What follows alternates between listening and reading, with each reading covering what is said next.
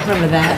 Yeah. Good evening, everyone, and welcome to the Lebanon Board of Park Commissioners. I'd like to call the meeting to order and let the record show that all members are present. And I would like to welcome our new member, Brett Craig, to the board. Now, if anyone's had a chance to look at the meeting minutes from the last meeting, I'd entertain a motion to approve the minutes. I motion that we approve the minutes for the last meeting. I have a motion. Do I have a second? Second.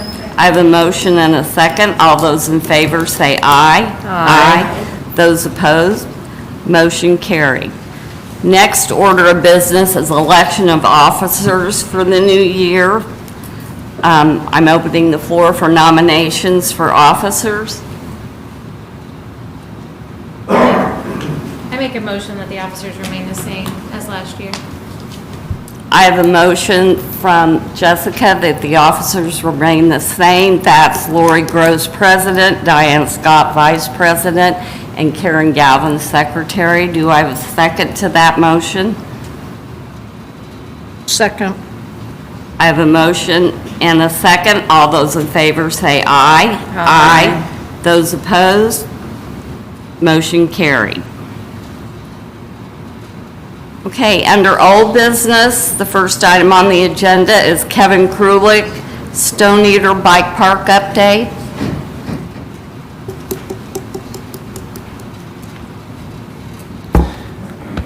Good evening. Good evening. Let me get the connection here and we'll get started. There we go. Let me make sure this works. There we go.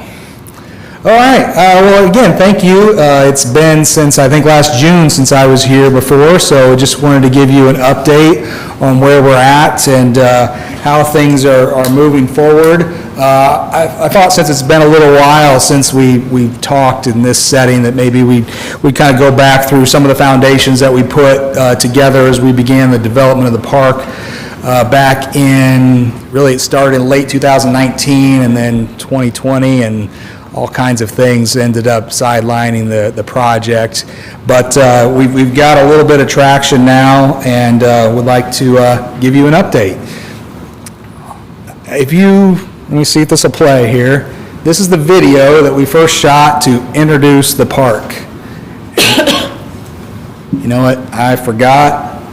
Sound won't work in here, will it? But you can get the idea here. This video was shot when we first introduced the concept of the park and to try to raise awareness of what we were trying to do, to try to talk about the benefits, the opportunities that existed as we began exploring these options about a bike park.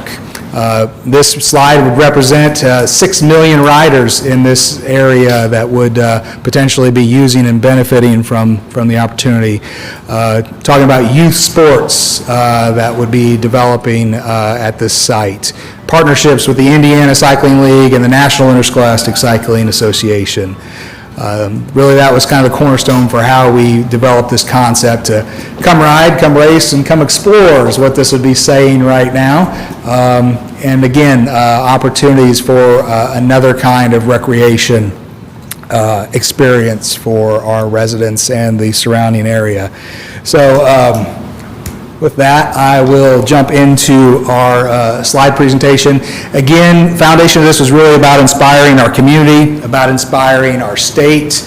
The state already has an active cycling league, and that's pictures from events that happened a couple years ago in Terre Haute. And some people don't know that mountain biking is actually an Olympic sport. So this is something that reaches far across the world. Partners that we had on the project, of course, the City of Lebanon. Just to remind everyone, Hill Ride Progression Development Group was our bike park designer. We've been working with their lead designer and owner, Nat Lopes, the National Interscholastic Cycling League, as well as the Indiana Interscholastic Cycling League. We've had a lot of other partners that came alongside us along the way, from the CVB to other bicycle organizations, bike shops, university programs like Marion University Cycling, skills programs like Sundance. Again, lots of partners that we've been putting together as we develop the park. Again, we're still holding to our vision to create a national caliber destination in Ryan area, not just for us, but for the larger community. Creating a park that is open and free to the public, creating riding experiences for all ages, creating a venue for racing opportunities, and then also realizing the economic impacts that recreation tourism can provide when you set about creating a destination. Updates. So where are we at? That was the foundation. What has happened since I last spoke to you?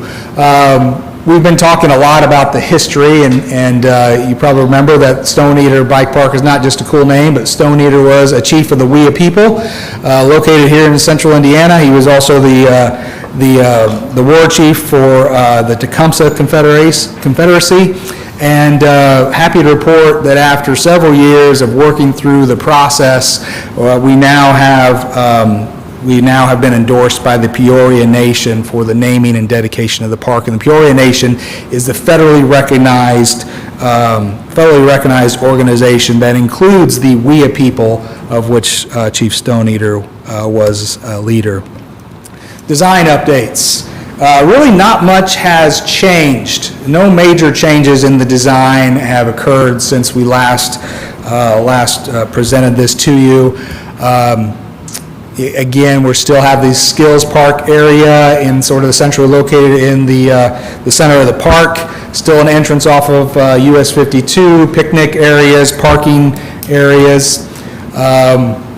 We were just talking about this. This was just sort of new to the design when we last met with you, but these skills trails. So the main NICA level, novice level course is in gray there, and that is what we would like to say would be for all riders. All family members can ride that. These brown trails, or these skills trails that we've been adding to the park, are something that is a little more challenging for other more experienced riders, and we have 3 of those around the park. This is on the east side of the park, kind of up against the Trophy Club. Also on the east side of the park, but up against the Deaton horse farm that's in that area. And then the northwest corner of the park, another skills trail. So 3 skills trails that we've added. Some people said, what is a skills trail? Well, you'll have skills features along the trail that will look something like this, whether those are log bridges or log rollovers, rock gardens, areas where you might have to go between a tight spot between trees. I love this picture of the tire because of it being an old landfill. We've got lots of concrete and tire debris that we can work with as we begin to build there. And we plan to really build features on the site from the materials that are there, concrete, rubble, trees, old tires, things of that nature. Again, why a bike park? I know we've talked about this a lot, but it's been a while since we're going through the why phase of the project. Again, it's about creating healthy, active communities and creating new opportunities for everyone to get out and get more active. It's about recreational tourism and the economic impact that the outdoor economy, the outdoor recreation economy really can bring to our community. It's about environmental awareness and stewardship, and as I've said all along, it's been about a family-friendly, team-friendly experience. It's not just about bikes. Remind everyone that this is also about walking and hiking and trail running. This is also about cross-country school venues for cross-country running races at the middle school and high school level. We're excited about the partnerships with Western Boone and Lebanon on that. So what's next? What's next? This is kind of the timeline that we've been working on since this first started. We're still in a fundraising stage, but we're also going into construction as we enter into the spring season here. Primarily, though, what we really need to talk about, and what I know is important to a lot of you, is permitting. IDEM approvals to date, we have approvals and we've completed all the clearing work. We have approvals and completed all the groundwater monitoring well installations. And then we also have approvals from IDEM to begin stockpiling, and we've been stockpiling trees from the tree clearing, sticks as you see there, and stones, boulders that have been donated from other construction outfits, building projects such as the new interchange, the midpoint interchange in Whitestown, and then dirt. We've had some dirt already hauled into the site for miscellaneous construction projects, and we're getting ready to see a massive amount of hauling going into the site from the expansion of the New Cold facility in the business park. We're not completely done. I had hoped by the time I got here, and you might remember, I think we were originally talking about coming to speak to you in December, and we've been pushing that off in hopes that we would have our IDEM approvals completed. We sent revised plans into IDEM back in September. We're still waiting to hear from them. I got a note on Friday that said they expect to respond to us by mid-February, so I'm hoping to wrap all those up by the end of the month. What are we seeking? It's not really a permit. What it is, it's approval of an adaptive reuse plan, approval to reuse a landfill facility, an IDEM regulated landfill facility. That covers every phase of construction, covers operations, covers the maintenance of the park, how we will use the park into the future. And again, we think we're close there, but I do not have that approval today, and any action you might want to take or consider, I think we need to take that into consideration, that we don't have full release for the project. One of the things we've been talking a lot about, John and I have been talking a lot about, we've met with general contractors to talk about project delivery methods. One of the things that we think looks attractive and really seems to fit well into the park and recreation model, because there's so many different very skilled types of trades involved with a park of this nature, or any park for that matter, is using the state statute in the state code, what they call construction manager as constructor, or CMC. What this would be is where we would issue a request for proposals. We would issue that RFP and use that to evaluate different construction managers. That could be the general contractor, like John and I met with, to discuss budgets and discuss this delivery method, but it could be somebody we haven't spoken to yet. Once you have selected a CM, the CM is then responsible for managing all the bid packages, all the contracts. They will hold all the contracts. The city only has a contract with the CM. Construction packages are issued by the CM, and those are publicly bid, so this is compliant with all public bid laws. And what we have is a guaranteed max contract price before we go into construction with the CM that holds our construction costs to a maximum. And so that's beneficial, obviously, with the market that we've seen on construction materials and pricing lately. The Board of Works has already issued authorization for that RFP, a conditional authorization, if you will. And really tonight, that's one of the things we're here seeking from you. Again, notwithstanding the permits that are still out there, so I completely understand if that is not something you want to take action on tonight. But those are really the next two steps we need from this board, would be the authorization to issue the RFP, and then we also do need to go back and revisit the Parks Master Plan amendment that we talked about when I think I was here last. We reconnect the slideshow? There we go. Funding updates. So obviously we have to pay for a park. After we went through some construction cost estimating with that general contractor, the total project cost is about $5.4 million. That is not what we're expecting to build. We've got the bulk fill material donation, as I mentioned, from New Cold, valued at about $2.1 million. We've got American Rescue Plan funding grant of $500,000. We've also received a Ready Fund grant of another $750,000. The City Council has proposed a sanitation fund match. This is the fund that was originally established to operate the landfill and can only really be used for landfill-related activities, of another $750,000. So by the time you take the total cost and the donations and the funding that we've put forward, we have a phase one project of roughly $2 million. There are roughly $1.3 million in future phase projects that we've deferred to try to get to a phase 1 project and get a park open. And then we are actively, looking at fundraising, and I'll talk more about that here. So the fundraising, this is still the fundraising opportunities matrix that we put forth. So this is for seeking corporate partners that may want to come alongside us. Everything from a friend level, which could be a family or an individual in town that wants to be a part of the project, all the way up to platinum level sponsors, and you get into some six-figure donations at that level. I want to remind everyone that one of the things that comes up sometimes when there is a donation is like, how long of a commitment is that for a city? Because there's then commitments that you have to do, signage, recognitions that you have to continue to make. Everything that we put out there is limiting that time period. So if, say, Trek Bicycles were to show interest, and they have, not to the level that they've made a donation, but if they were to show interest in making a donation to the park, we're only under a 5-year commitment to honor them with recognition on the site. So that helps to alleviate some of the operational concerns that might come up long-term if we have those types of partners. Operations. So one of the things that me and John have been talking about is what is it going to cost to maintain the park? I don't have a good answer for you today. And I know that's a concern. What I will point out is Griffin Bike Park, which is a very similar project in Terre Haute, Indiana. It's a Vigo County park.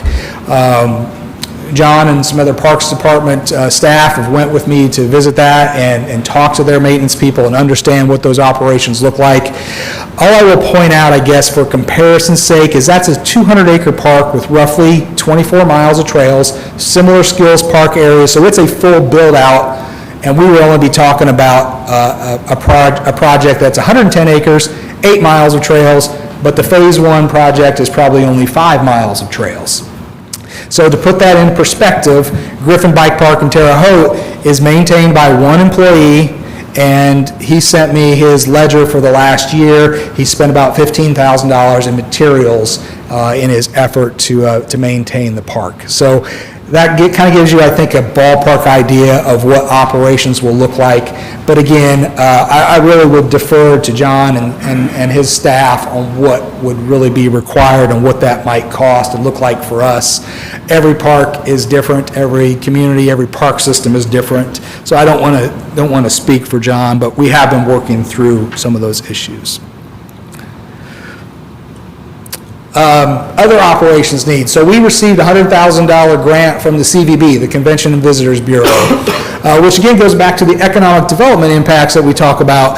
CVB is, their focus is tourism. Their focus is getting people to stay in hotels in Boone County. In fact, that's how the CVB is funded. It's funded by innkeepers' taxes.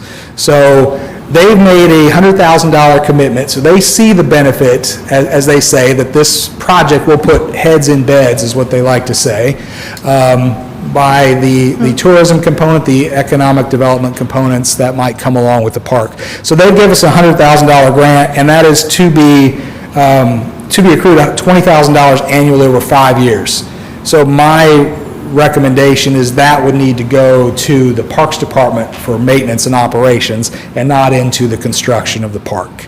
Additional opportunities, and some of these are taken from what Griffin Park does, is park-specific foundations. They have a Friends of Griffin Park, or excuse me, it's called the Shepherds of Griffin Park, that help to raise money and help to organize volunteers for the park.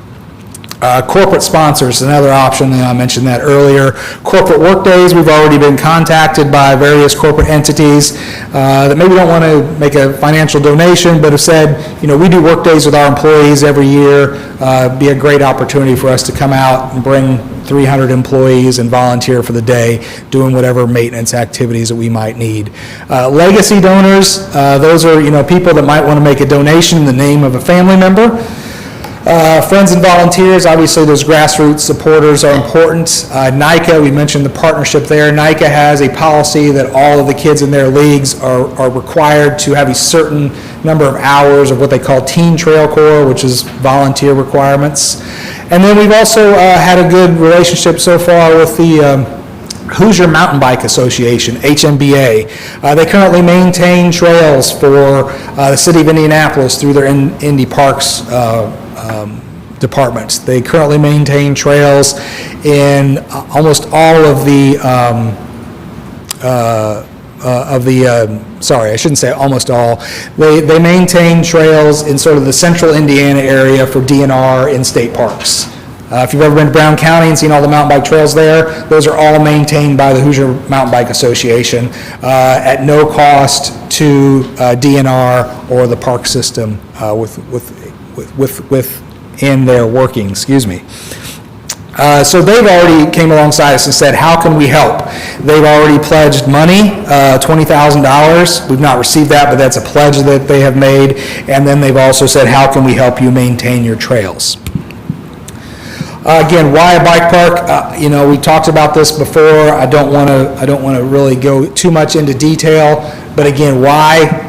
We as a country spent $887 billion a year in outdoor recreation.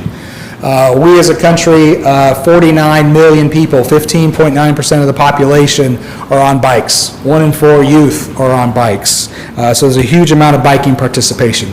Comparative facilities, we need to have a cross-section of all facilities. Don't get me wrong, I'm not saying we should ignore any of the other park facilities or sports, but there is a benefit, and comparatively speaking, we have more participation in, say, cycling, BMX biking, and mountain biking than we see in soccer. And not to belittle soccer, I love soccer. My kids have played soccer. I think it's a great sport. We need to invest in those facilities as well. But just to show people, this isn't just a new thing. This isn't something that is trendy. This is really something that people are doing and people are participating with at levels that rival any other sport that we may be considering. So with that, that's my update for tonight. Happy to answer any questions you might have. And what can I help you with? I have some questions for you. Yeah. And you may have addressed this before, I'm just not remembering. But back in the earlier screen, you had the picture of the park, and you talked about the brown trails, what their purpose was, and Yeah. then the gray ones. I think I saw some pink or peach trails identified on there as well. I don't recall, what were those? There really weren't any pink trails. I'm not sure what line that is. There's basically 2 trail hierarchies. There's the novice level NICA standard sanctioned trail, which is about 3.1 miles, a 5K distance. And that is something that is a trail between 4 and 12 feet wide. It will vary in width to account for passing lanes when you're at a racing venue or a race event. The rest of the time, though, this is a very novice level course that really, what I like to say, if you can stay vertical on a bike, you're going to be able to ride that trail. This is not an extreme level of mountain biking. This is family level mountain biking. The brown trails are really the only other hierarchy there, and there's 3 of those, and they sort of progress in skill and difficulty level as you go around the park. Okay. So with those, the NICA loop, the cross-country loop as we would call it, and the skills trails, there's a lot of opportunities for various loops that you might be able to do and combinations that would challenge people and provide for, a good day's worth of riding if you're out there. Okay, thank you. And then when events are hosted, like we saw in some of the video and pictures, are those facilitated then by volunteers? Yes. So NICA has been operating, he's been operating nationwide for 20-some years, but they've been operating in the state they'll go into their 4th season this year. And those events are, right now they've been held at Winona Lake Parks, they've been held at Indy Parks, they've been held at Griffin Bike Park in Terre Haute, they've been held at other county parks and city parks throughout the state. When NICA comes in for an event, they come in with their volunteers and they cover everything. From setup of the course, flagging of the course, maintenance, they'll go out and rake the course and sweep the course off in the fall if there's leaves on the course. They'll set up everything, all their race tape, all that. They'll remove everything like nothing was there when they leave. So yes, everything, any racing events, especially those put on by NICA, and from what I can tell you from the 2 or 3 other organizations that also put on races in the state, they handle everything with their volunteers. They don't expect the Parks Department to bear any expense or cost or labor associated with that. So aside from the potential one employee maintaining the park, so to speak, the park's office, would they only be responsible for helping to coordinate the scheduling of these events? And if so, are there fees attached to charging these organizations to host the events in our park? Absolutely, there can be. I can tell you for certain that I know Indy Parks charges a fee if you're going to host an event in their park. It's sort of a park usage fee or something that they call it. We don't have that in place, but certainly that is something that we should consider as we go through this, and we would have time to put those mechanisms in place to where we could charge those organizations fees. In terms of the organization, the scheduling, I don't have a better option for you than to say that would be a Parks Department function, unless there was some grassroots campaign to establish sort of a Friends of the Park organization that could then take on that lifting. But I think for the purposes of planning, and if we're developing this park, then I think we need to think about rental costs. We would need to think about how we would want to do scheduling at the park. Again, NICA has 4 events in every year, so this is not like this is a race every weekend. This is one race a year, and the races are usually Saturday and Sunday. But they may not be the only organization that wants. They may not be, but that's the only one we're really talking to about possibly holding a race here. So we may see others, which we could always say no to. I think I think something special about NICA, the fact that it is youth racing. The other leagues are all adult racing leagues. So I think NICA is really that sweet spot for us. Now, I have one final question. It may be premature to even bring this up. I think I might have mentioned it before, but the whole idea of safety when we're, not just for an event, but for just regular use, what kind of plans are there in place to help make sure our park is maintained a safe environment for everybody who's there? Yeah, certainly, maintenance would be key, and I mentioned the one personnel at Griffin Bike Park that maintains that. And that's a full-time job for that one person. I don't know, given the scale of our park, if it would really be a full-time person. But again, I'll defer to John on what the right thing to do there is. That person would be responsible for looking for problems in the park. We would be required to inspect the park at least on a weekly basis, probably not unlike how we already have to inspect playground equipment, things of that nature. So that would have to be built into the operational component of this. Other than that, you're really probably talking about mowing and weed eating on the park, maybe some raking and shoveling if there are potential damages that come up on the trail. So I guess I can't quantify that for you, what exactly that looks like, but yes, there would be a maintenance responsibility component of this to making sure that the features are intact and stable.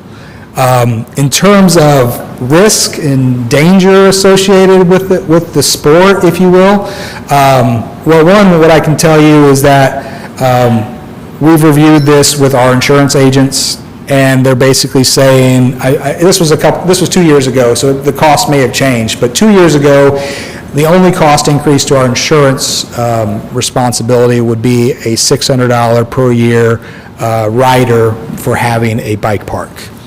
So that's a relatively low cost. I didn't bring these slides with me, but I could send those around to you. But statistically speaking, mountain biking is about as dangerous as baseball or basketball. When you consider the number of exposures to mountain biking versus time exposed to basketball or baseball, it's similar in terms of the injuries.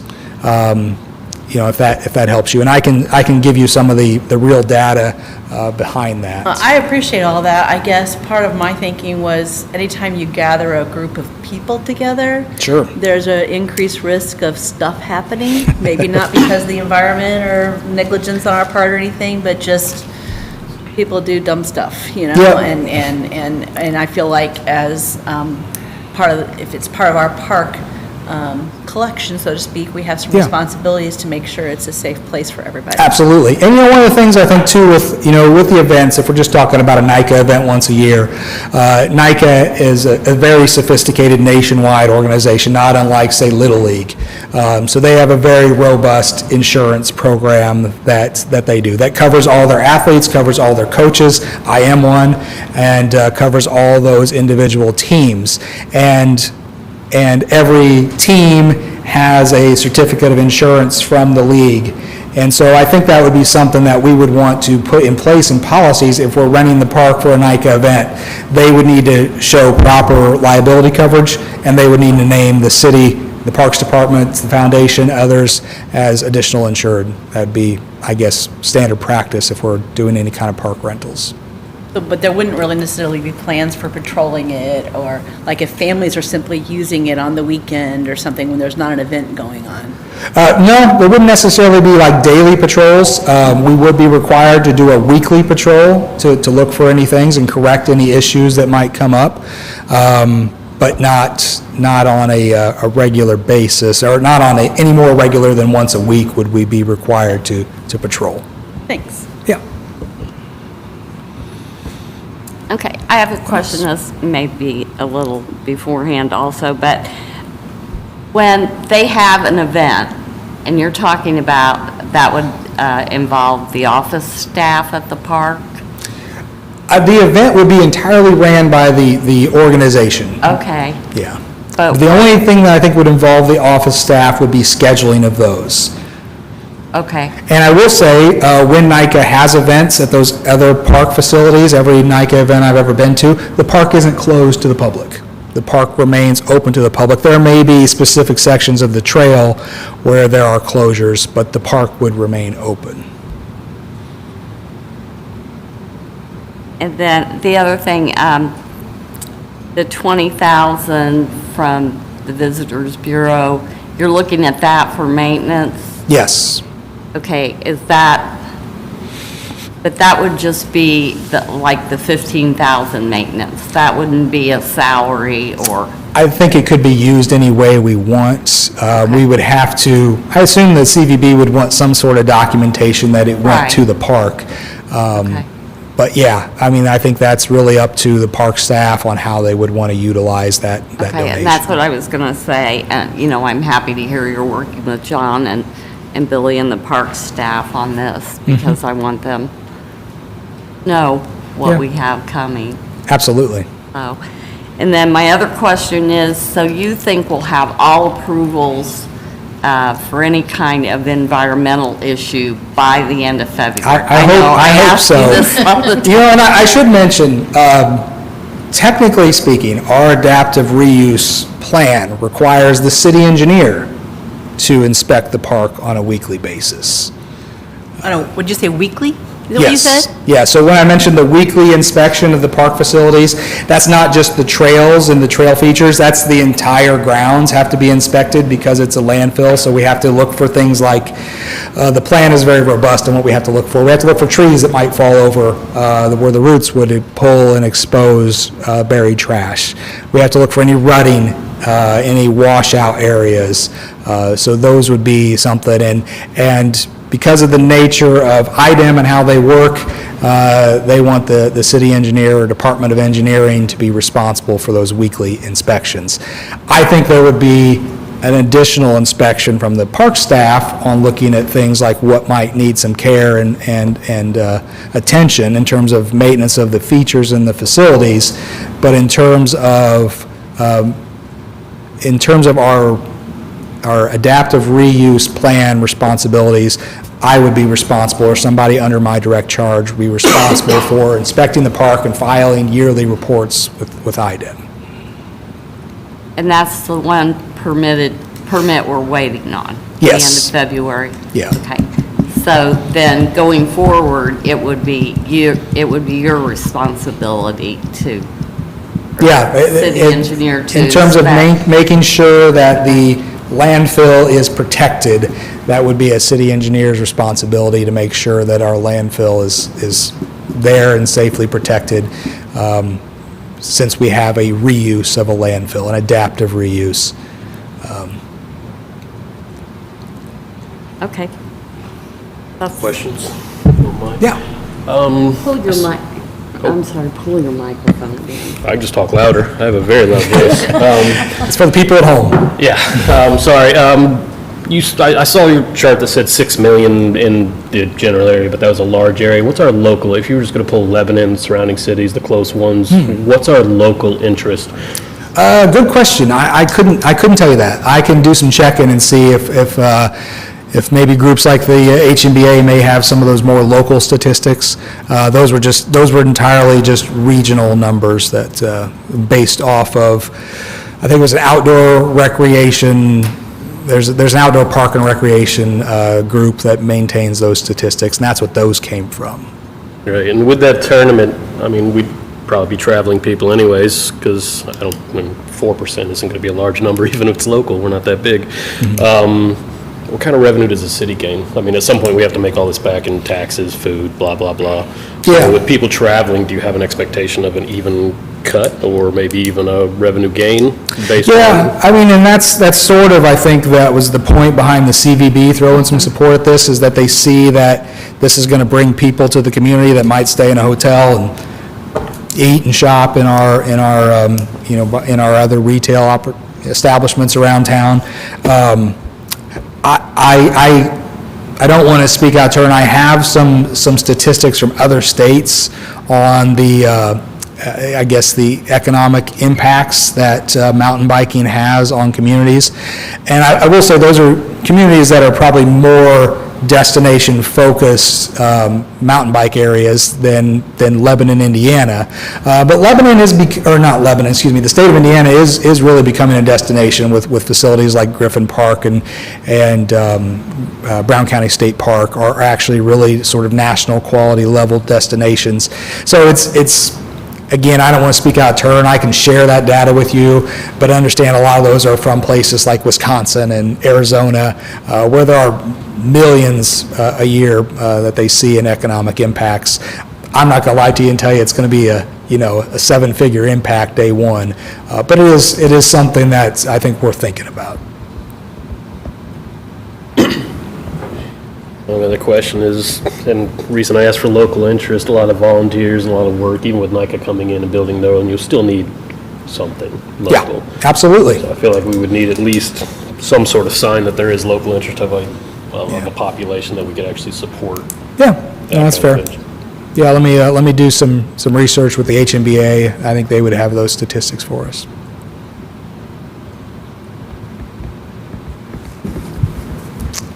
Anything else? No questions?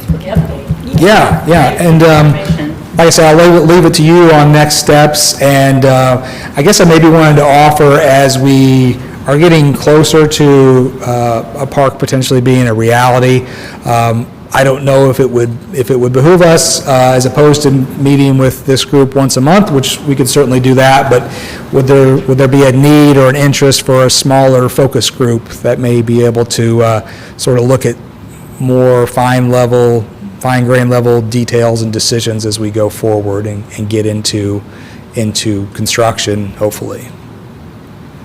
So you're looking maybe just to put a small group together from the board? That's what I'm thinking, or at least, like John and myself, or maybe John will have a different employee that he might have in mind. I know Caleb Skank has been with us on those trips to Griffin, and he actually was scheduled, had to back out, go into a national conference last year. That's all about trail building.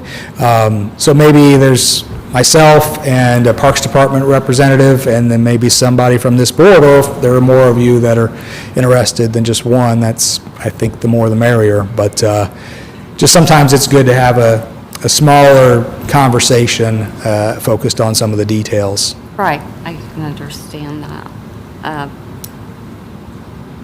That's something we should talk with John about and maybe. Yeah, I don't think it has to be tonight. That's just, I Okay. guess, something to put in your ear Okay. to make sure that, this board feels like they're included and has a part in these decisions and the development and everything that goes along with it. I think that might be helpful for all of us to have more of a sounding board on a more regular basis than once a month. And But then that's up to you. After all those meetings, then the communication to the remainder of the board would just be like minutes from the meetings? It could be. Yeah. That's really up to you. I'm happy to come here once a month and give you updates, but there could be reports that are filed by that group. I think that's really up to you. It's your board, it's your park system.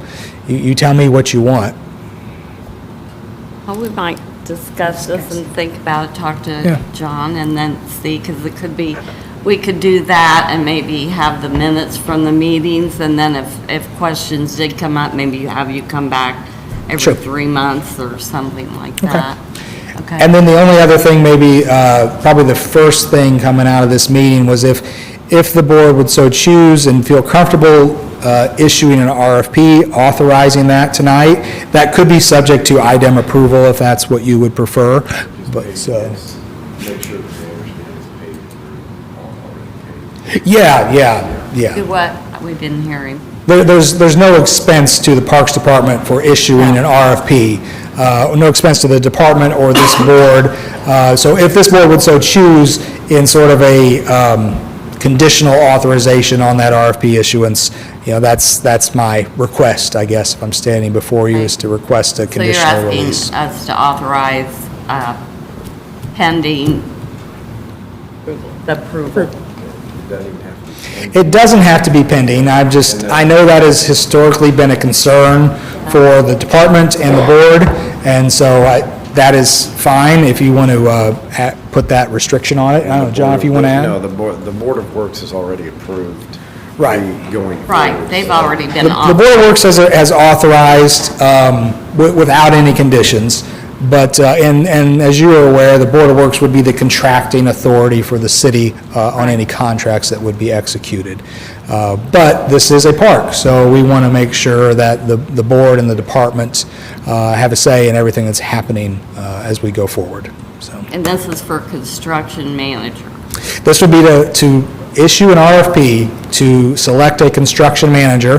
That doesn't mean we would have to enter into construction contracts. That doesn't mean anything has to go forward, but that would just be the next step in seeing what kind of interest is out there in the construction management market to take on this project. And we can require them to also submit an estimate as to a guaranteed max price that they would be envisioning, as well as their if they have any preferred partners that they would want to lay forward, say like a trail construction contractor. We would insist that the trails themselves be built by somebody with real experience and not just a general contractor, so. You have people in mind that would be willing to do that? Yes, so we met with a local contractor, R.L. Turner, and they brought to the table Progressive Trail Building. Progressive Trail Building is a company out of Bentonville, Arkansas, and so R.L. Turner, the local general contractor, construction manager, has already built 2 parks with this company that have mountain bike trails. So they built Overly Warman Park in Zionsville. They built, the name's escaping me, but it's a park in Fishers that also has mountain bike trails. So they have experience building park systems that have mountain bike trails included. They have experience working with, in my opinion, Progressive is probably the best trail building contractor in the country. And if you ever want to get way into a wormhole on trail building, they're based out of Bentonville, Arkansas, which is really the center of the world right now in mountain biking. The Walton Family Foundation, Walmart, they put about $12 million a year into the city of Bentonville for the construction of mountain bike trails. It's a lot of money. RFP Yeah, so if you were to authorize the RFP and we were to issue that and we felt comfortable with the responses and we wanted to award to a contractor, a construction manager, excuse me, that would be, again, that would go back to the Board of Works would be the ones that would enter into the contract. As I mentioned, we have the grant funding that's in place, and there has been a financial commitment letter issued by the City Council to fund the $750,000 match on the Ready Grant, but that commitment letter has not been solidified with an appropriation of that value. So that would be something that would have to have in place as well. So we would have to have the process for an RFP released. We would have to go through that process. We would have to then appropriate money before we could enter into any contracts. A harsh question. If it fails, so let's say 5 years, you bring in some bikers, it works for a little while, and then all of a sudden the interest just dies completely, and what's the cost to the city after that? So, does it have the ability to migrate into something else? So let's say, I think it's nice, I think it's neat. Yeah. It's something that could get Yeah, up. no, that's a good point. What is the next step? Certainly, the trails could always be there for, say, hiking. Certainly, there's, in the center of the park, because of where the landfill is, there will be roughly 70 acres of prairie land that we would be reseeding as prairie. That prairie could be other things. That prairie could be athletic fields. That prairie could just be passive recreation space, like butterfly watching, bird watching, hiking, things of that nature. So, and then, a worst case scenario, we have fortified the cap, we have installed our groundwater monitoring system. The trails could be left to grow back in, to revegetate, and the park could be returned back to a natural habitat. The proposal for this park is very much a natural habitat park.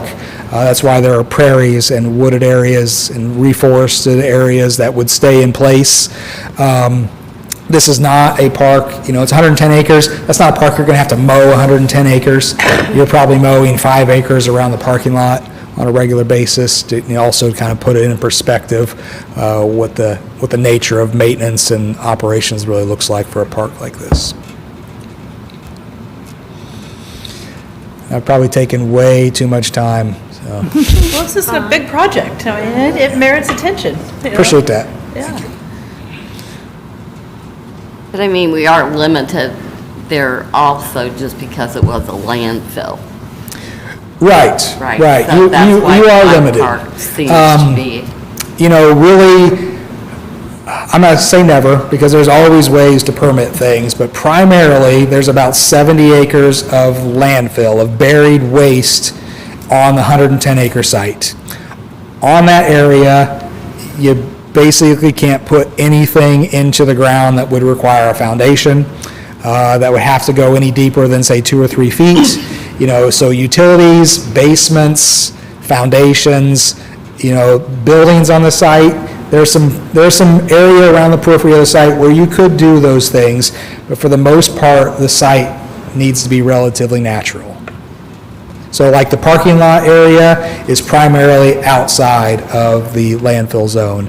The picnic area is outside the landfill zone. Some of the grass fields that would be overflow parking or possibly other uses, as I mentioned, they're just flat grass fields, could be used for other activities. Those are outside of the landfill areas. So, so there's options here, and there are contingencies if we were to decide that outdoor mountain biking is not something we want to embrace at some point in our future. We would have other options. Thank you. Other questions? Kevin? Okay, I'm going to open it up and entertain a motion to, on the board's feeling, authorize the RFP with, or just went out of my head, contingent on the final approval. So moved. I have a motion. Do I have a second? I'll second. I have a motion and a second. All those in favor say aye. Aye. Those opposed? Motion carried. Thanks for your time. Thank you. Thank you. Appreciate all your work on this. It's a huge undertaking. Yes, it is. Okay, next on the agenda is Deb Smucker with the 5-year master plan update. Good evening. Evening. I think we need some technology. Hang on a second here. Remind me, Lebanon guest or council AV?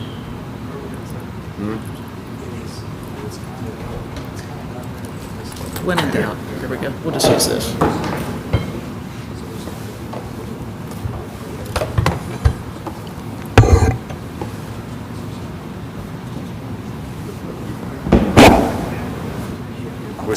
Yeah, which side? There we go. I got it. No, I got it. It's okay. He was connected wirelessly, and I didn't connect wirelessly, so I didn't mess him up.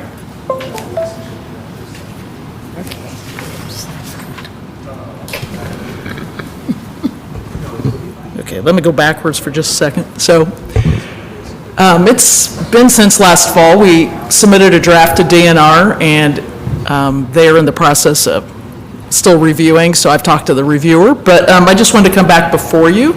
We had a few comments here and there, so John and I have been tweaking and doing some fine tuning to the master plan. So just kind of to refresh your memory without going back through the whole presentation again, but knowing that national trends, so we highlighted some of those national trends back in October and in previous presentations.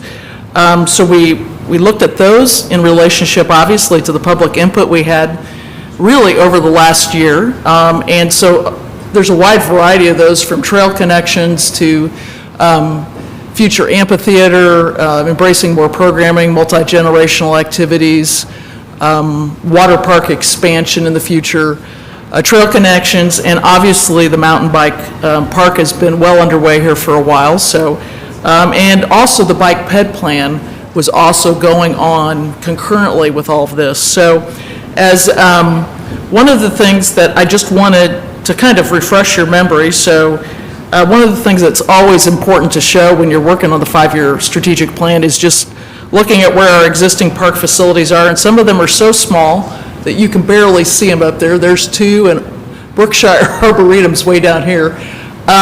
So the existing facilities are shown in green, and the future ones, we know the mountain bike park's coming, and potentially the donated land that would come from the Waterford development, the Henke development that's coming. That doesn't have an exact size, that's just a geographic representation. But we know that those things are coming, and we know, just based on our observations and all the different things we heard from the public related to all the existing parks, from, updating pickleball courts and shelters, renovating play areas. Obviously, one of the big things last year was the opening of the new accessible playground at Memorial Park. Some of them are more minute things. Some of them are much bigger, like a potential skate park literally here in the core, knowing that the mountain bike park is probably coming online more in 2024, as Kevin's already alluded to. Some of the drainage challenges, and then even the future development of Brookshire, especially as the city continues to expand. So this is not all that much of a different action plan from when I was here last fall, but it's just been tweaked a little bit based on some input we received and some further conversations John's had over this last couple of months. So we just wanted to bring that back before you, just show you the update. John has the PDF of the draft. If you want to go into real detail, John can get you a copy of the formal draft. And really, I'm just here for any additional questions you might have, but just to let you know and kind of give you an update that everything's progressing forward. DNR will get any minor comments back to us here probably, I would anticipate, in the next week or two. I will not be here at the March meeting, but you should be in a situation where you can formally adopt the master plan in March. If not, at the April meeting, either one's fine, depending on how full your agenda might be.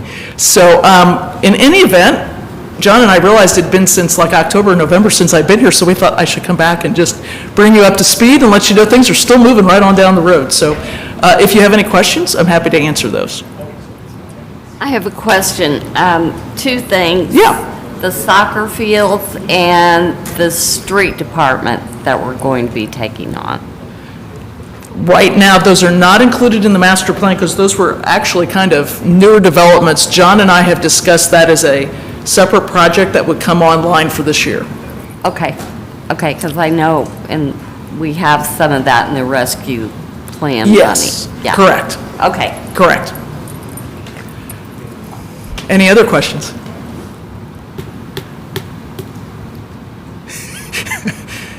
I see Diane pondering. I'm just thinking, I'm still processing, No, sorry. you're absolutely fine. Well, trust me when I say you know how to find me, so if you think of That's something, don't hesitate. Thank you, So, Deb. Details, yeah. appreciate you guys, and we'll be seeing you on other projects as we continue throughout this year, so. If you think of something else, just shoot John a note, he'll let me know. Perfect. Thank you. Thank you. Thank you. No problem. And John, can you make sure we get electronic copies of everything that was flashed on screens for Yeah, us today? I It'd will really be get that to helpful you. Tomorrow morning, it'll be sent out to everybody. That'd It be is awesome. quite a thick file. Gosh, there's a bunch. Do you want just the PowerPoint, or do you want the 5-year? Let me, John, let's see if I can reduce it in size. The 5-year master plan? Put it on a zip drive or something, yeah. Yeah. See if I can reduce the size on it. Hard to email that way, It's like a yeah. 90-page. Unless you can put it on Yeah. a shared drive or something, Yeah, yeah, I okay. Let me do a reduced file size. Great, thank you. I'll send it to you and then let you guys explain. Thank you. Like you said, sometimes there's so much time in between times we revisit it, it's like, I've got to get my head back into it again, you know? So, trust me, it's kind of the same thing, let it sit, then wait for DNR, I'm going to ask you some school question. Okay, need You to, got the right project. a little refresher Yeah, there. and one other thing that I haven't shared with Deb, or I mean, I probably have, I don't recall, but the street department on Lafayette Avenue, that's a park that we're looking into developing. The street department's garage is moving very well out in the business park. They should be into that building sometime around July. There will be environmental studies that will need to be done on that property at the street department. I think it was an asphalt company prior to that, several things, everybody else knows a lot more about that property. But those things will be done prior to us developing or actually planning out what we're going to do with that. I don't think the Brownsfield grant that we're going to get, which it is not park levy money. It will be an actual grant that Derek Warren is going to work on, Brownsfield study, so they'll do the environmental study before anything, we move forward before we even start looking into that. So it probably was not on Deb's radar, we had discussed it, but really nothing to put in the plan as of this time. Plus, we had to submit to DNR, we had timelines that we had to keep up on, so just wanted to inform you of that, but we will have to do a master plan for that park, and obviously that process will have the public input, like we've done before at the meetings, come in and get ideas, and obviously council funding or some type of funding to develop the park. So Okay. there's a lot of things that'll go on prior to that. Right. Okay, thank you. Okay, the next item on the agenda is new business, and I'm looking for a motion to appoint someone to the planning commission from the parks, or from the park board. I'd like to nominate Diane Scott. Okay, I have a nomination for Diane Scott. Do I have a second? I'll second. I Does have she a wanna do motion it? and a second. She hadn't said anything, so we're moving right along, right? You can't though, work quickly. Before she gets a chance to decline. You gotta ask before I say yes. Okay, I have a motion and a second. All those in favor say aye. Aye. Those opposed, motion carried. Welcome to the planning commission. Well, thanks. Okay, the next item on the agenda in your packet are the meetings, upcoming meetings for the next year we need to approve. And the one request was to change the July meeting to July 12th. Yes, please. Okay, I consider that a motion to approve the meetings and change July 5th meeting to July 12th. Good. I've got a motion. Do I have a second? Second.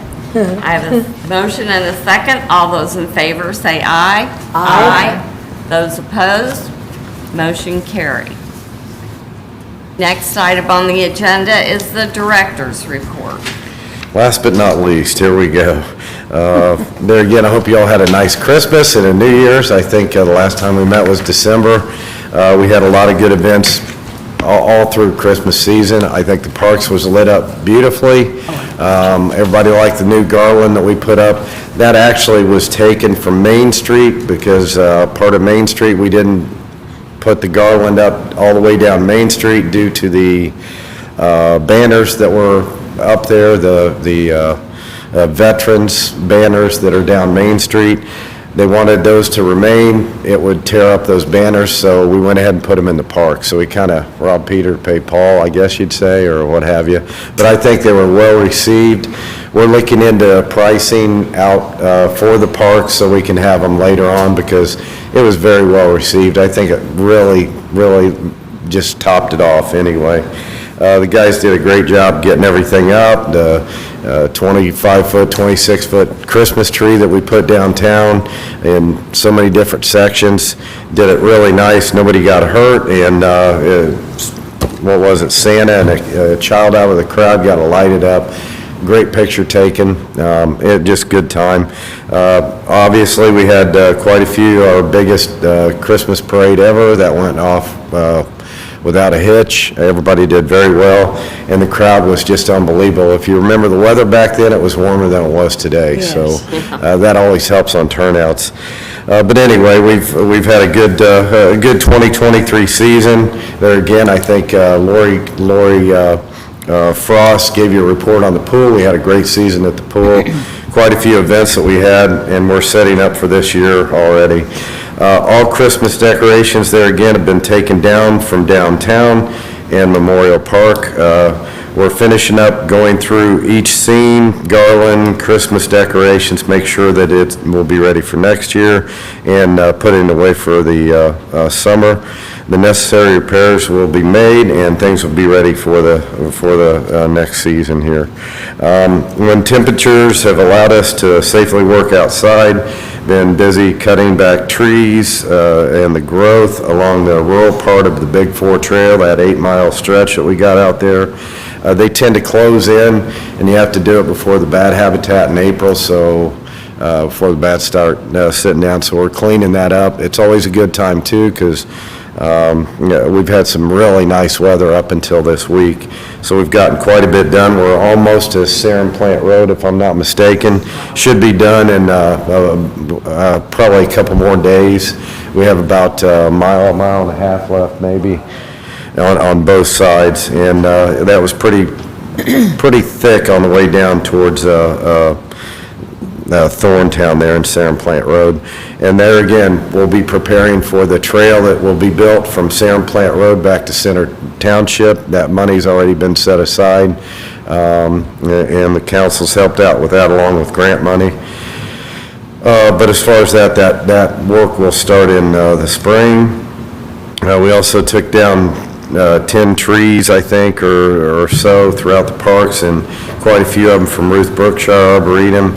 Had a bunch of branches down that we'd piled up during the summer, got rid of those. It really looks nice out there.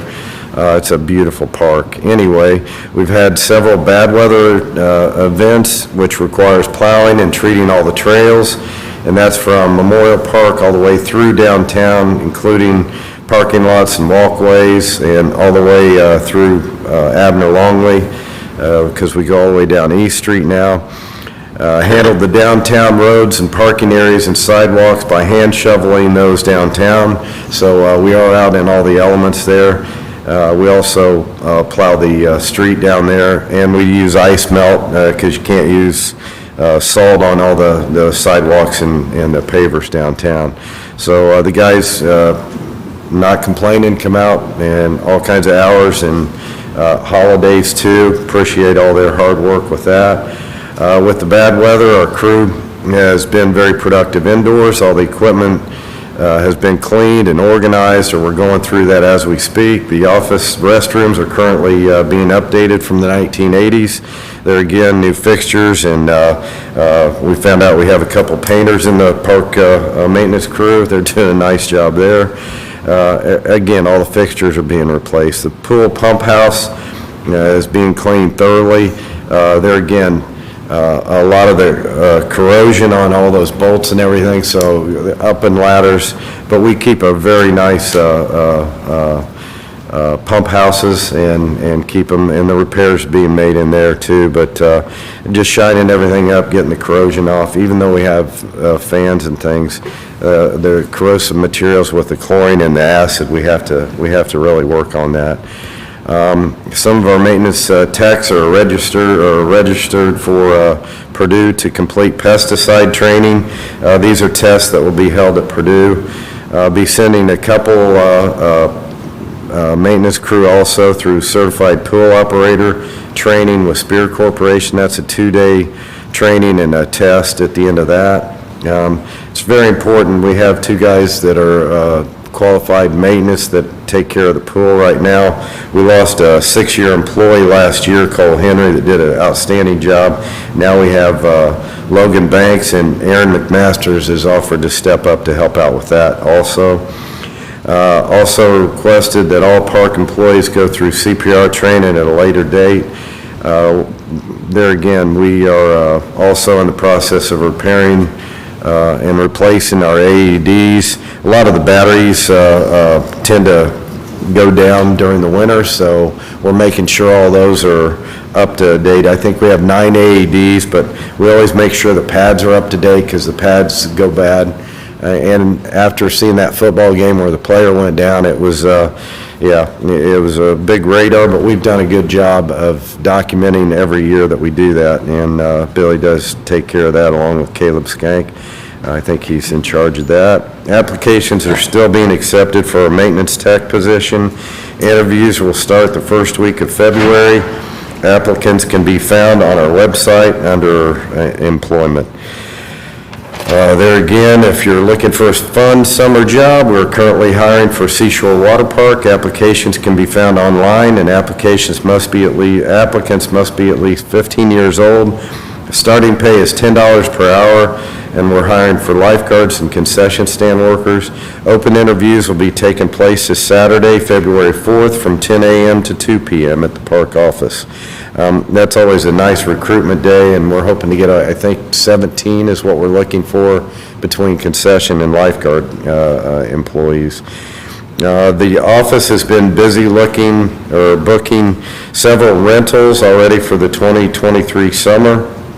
Currently have 5K races. I think we have 4 already on the books for this coming season, and we haven't contacted several of them. They haven't contacted us yet.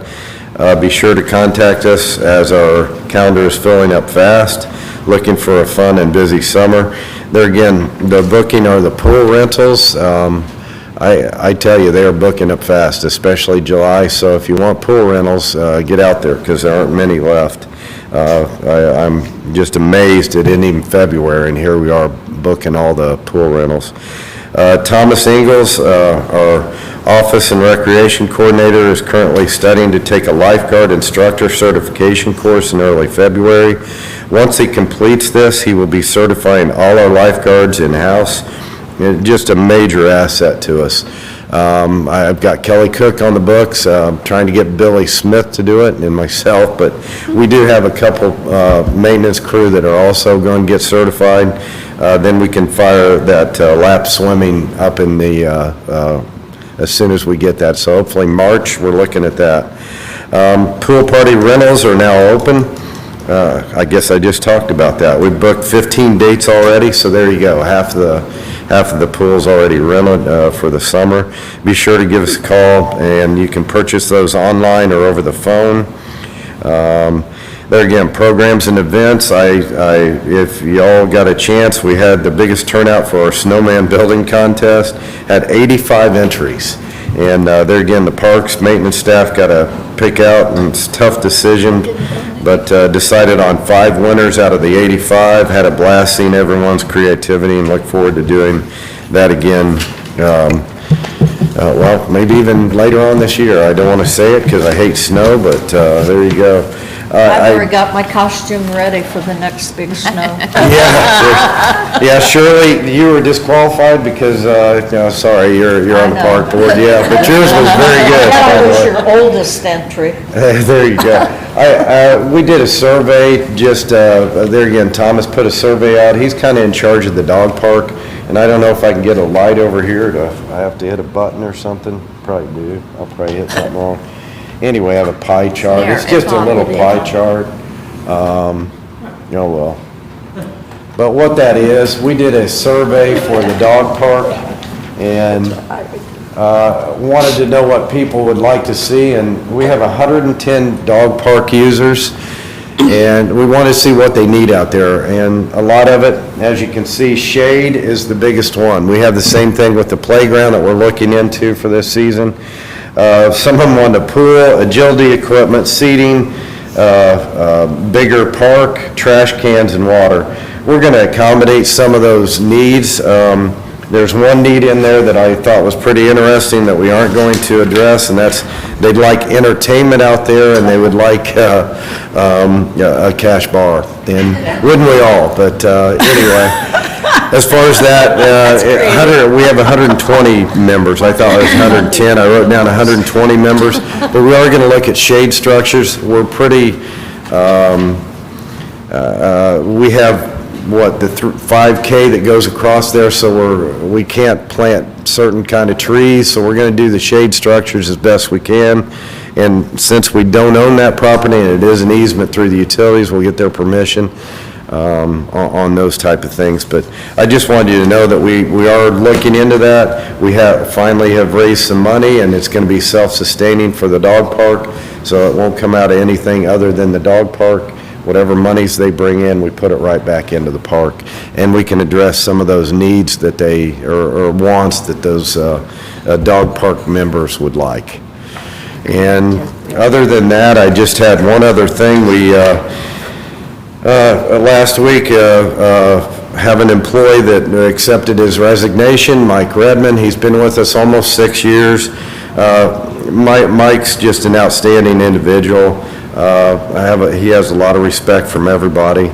There again, just an asset to the park, hardworking, just a huge skill set, and he'll be missed. He's put his footprint on a lot of things. I think one of the things that stand out to me is the cabin restroom, using the wood from our park, and a sliding door, and we get so many compliments on it, but he helped out with roofing projects, with the siding of the 1980s building that we have. But he's just one of those handymen. Him, Billy, and Bob Pearl, though, did quite a bit of that work together. His skill set and him as a person will really be missed. He was pretty torn up, quitting. He said, I'm leaving a family. This is really difficult for me. We feel the same way. He served the city very well. There again, he worked for the police department. He was at the wastewater at the utilities, and we were lucky enough to get him. He was the oldest employee in the city, but there again, the only thing I could say about him, I guess, describe him, he's just one of the good guys, and we're going to miss him. And his last day is next week, and if you see Mike, just tell him how much we really respect all his work. Can't say enough. He said he's going to miss his family. So the guy, just caring, compassion, everything he did, just really going to miss him. No, we there again lost Lori Frost. We lost Cole Henry last year. That was a 7-8 year employee. It's tough to lose those people. A lot of knowledge goes out the door when they go, and we do care about them, and it's tough decisions for them. Every one of them was teared up, so I think we're doing some good things right to keep these good people. We have a great crew, as we have now, learning a lot, and anyway, Mike will be missed, and that's all I had as a report. Any questions? Thank you. Any questions? I just have one. Are we still on track for the pool to be painted? Yes, spring oh, when yeah. it breaks? In fact, we sent out, last conversation we had was back in November. We're going to have both vessels painted, Brett, since I'll update you also. We're having both vessels painted. That's on cue. Those guys would know that we're one of the first out of their gates when the weather breaks. And also, we're having R.L. Turner do some work around a run-out slide concrete work. Just talked to them. They got back with us this week also, saying they're on schedule and no worries, but we all worry. Also, the Lazy River, we have some cracking, some movement. After 9 years of concrete, you know how it tends to move.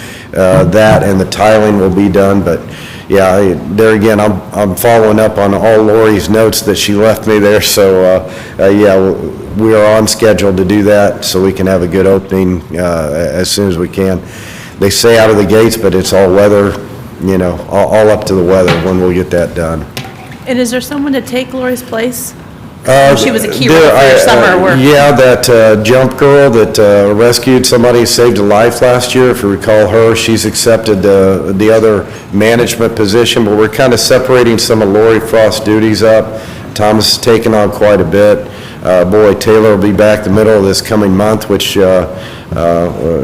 Allison's done a fantastic job there, but it'll be nice to get everybody back, and as far as that, yeah, we were separating duties, but the jump girl took on another responsibility, and we have the other 3 managers back, so we're covered as far as an adult person out there being with everybody at all the guards and the concession stand work. Any other questions? Concerns? Thank you, John. Okay, thank you. Okay, the next item on the agenda is to pay the bills. If I could have a motion to pay the claims. I move that we pay the claims as presented. I have a motion. Do I have a second?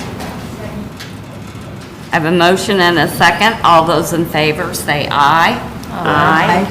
Those opposed? Motion carried. Okay, the last item on the agenda is adjourn. I need a motion to adjourn. I move that we adjourn. I have a motion. Do I have a second? Second. I have a motion and a second. All those in favor say aye. Aye. Those opposed?